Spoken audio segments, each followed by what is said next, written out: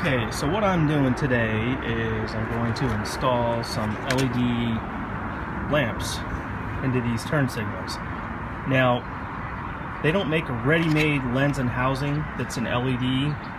There are some lamps out there that you can retrofit, but honestly I don't like the look of them, so I'm going to install these.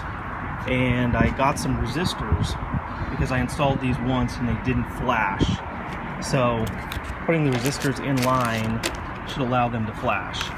So I'm going to go ahead and take those off and figure out which wire I need to tap into for the resistor, and hopefully it should be pretty simple. Stay tuned. Okay, this was successful. Before this resistor, which you have to end up hooking between the ground and the wire that controls the flasher, because there's 4 wires, because it's a parking light and a flasher all at the same time. Now it allows this to flash. So I just need to button this up, find a place to mount this inside there where you can't see it through the grill, and that should work. That's a good success. I'm happy with that. I'll show it to you once it's all put back together. Okay, so this side's done, and you can see the driver's side. This is just the parking light that's on in comparison to the passenger side. It's probably half again as bright, so that's super cool. I don't know if it's coming through on camera, but definitely it's a lot brighter. Just got to do the other side. Okay, what else? Well, the only other thing I'm doing here is took this thing apart. This thing is, don't ask me how, don't ask me why.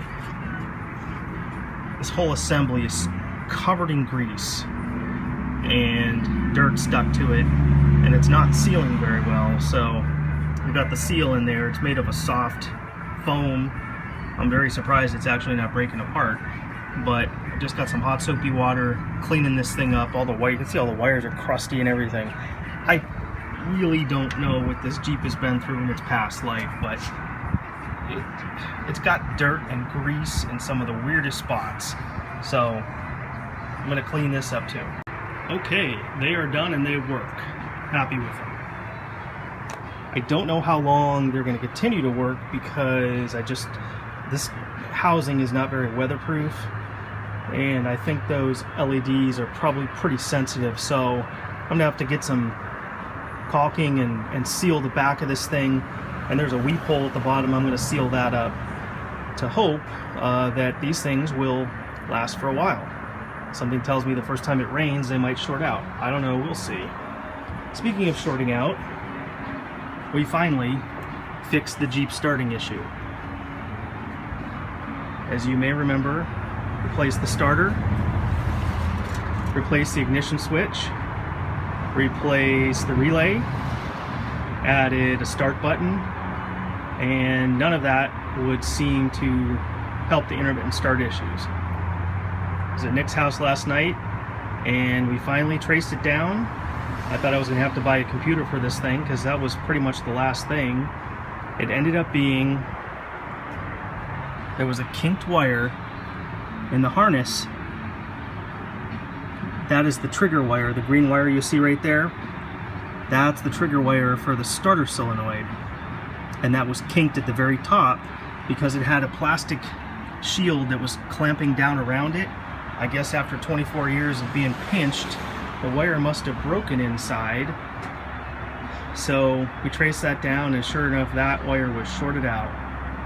So we gave it a fix. I need to get some more electrical tape to seal that up, and I'm not going to put the cover back on it because that was the cause of the problem. So fingers crossed that was the problem. So for right now, I think that's going to do it for today. I'm going to go take this thing for a ride. So thanks for watching. We'll catch you on the flip side.